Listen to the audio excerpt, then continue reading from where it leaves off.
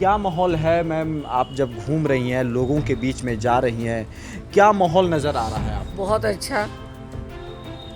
मतलब ऐसा माहौल हमने अपनी पूरी ज़िंदगी में नहीं देखा है कि सभी जात धर्म से ऊपर उठकर इस बार सिवान परिवार एक हो गया है। जब मैं आपके यहाँ आया तो बाहर में आपके लोग ये कह रहे थे कि इस बार टेम्पू के ऊपर सभी रंग चढ़ चुका है, लाल हो, पीला हो, हरा हो, चुनरी हो, चादर हो, टेम्पू पे सब कुछ है इस बार। जी बिल्कुल, 110% है। कलर किसी का अपना नहीं है। आप इधर महागठबंधन में भी नहीं है, एनडीए के साथ भी नहीं है, तो कुछ ये कंफ्यूजन हो रहा है। कोई कंफ्यूजन नहीं है। मैं ये निर्दलीय प्रत्याशी हूँ जी।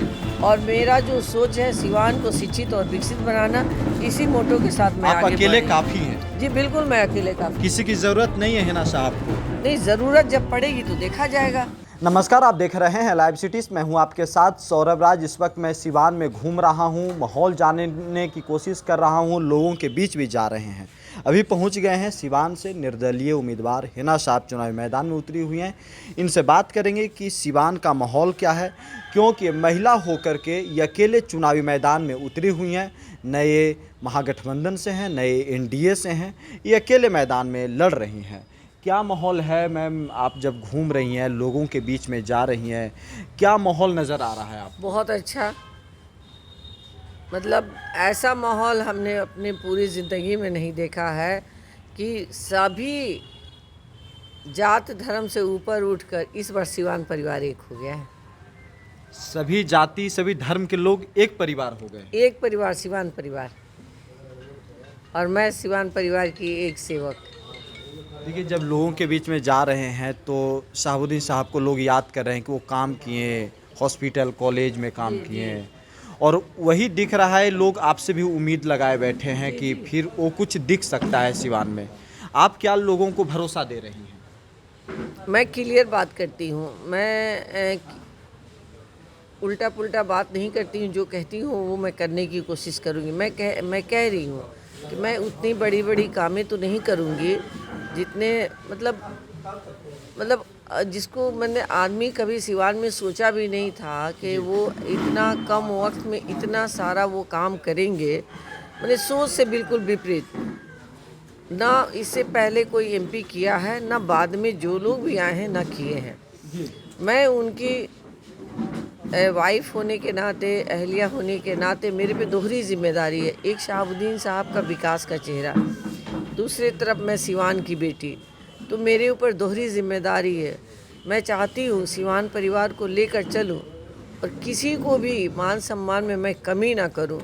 सभी के दुख तकलीफ़ों को अपना दुख तकलीफ़ समझूँ, और जो बच्चे एजुकेशन में हैं मैं उनको किसी किस्म की कोई परेशानी आए तो मैं उनके लिए खड़ी रहूं, बच्चे बच्चियों दोनों के लिए समान रूप से।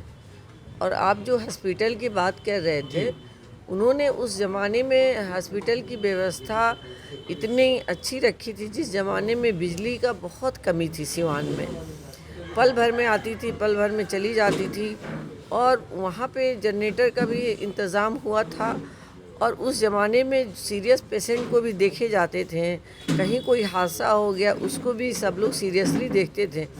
लेकिन अभी जो हॉस्पिटल का जो आप देखेंगे, वहाँ का रूल रेगुलेशन बिल्कुल अलग है। सारी सुविधाएं बढ़ते जा रहे हैं। सरकारी योजना के तहत सारे सुविधाएं हॉस्पिटल में आ रहे हैं, दवाएं भी आ रही हैं, सारे मशीनें आ रहे हैं चेकअप के।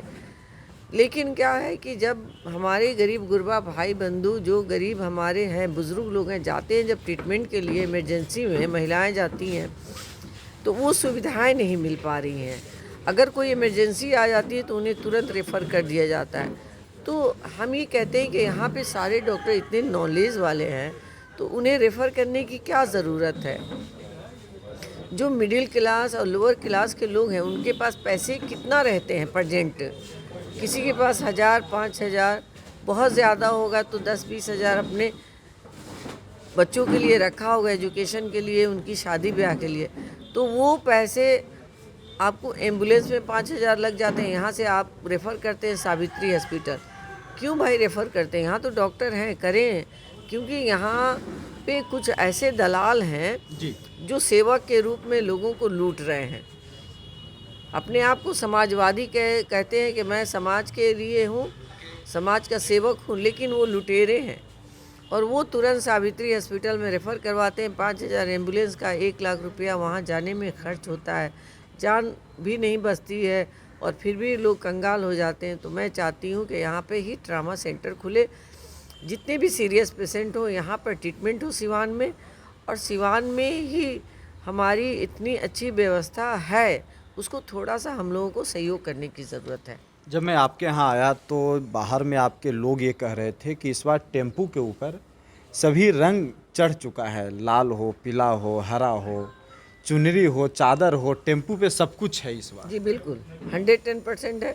कलर किसी का अपना नहीं है, जो कलर जो चाहे पहन सकता है, ले सकता है, उसको अपना आगे बढ़ा सकता है। इसीलिए मैंने कहा सिवान परिवार हमारा, सारे रंग हमारे। एक सवाल छोटा सा ले लेते हैं मैडम कि अब आप इधर महागठबंधन में भी नहीं है, एनडीए के साथ भी नहीं है, तो कुछ ये कंफ्यूजन हो रहा है? कोई कंफ्यूजन नहीं है। मैं ये निर्दलीय प्रत्याशी हूँ जी।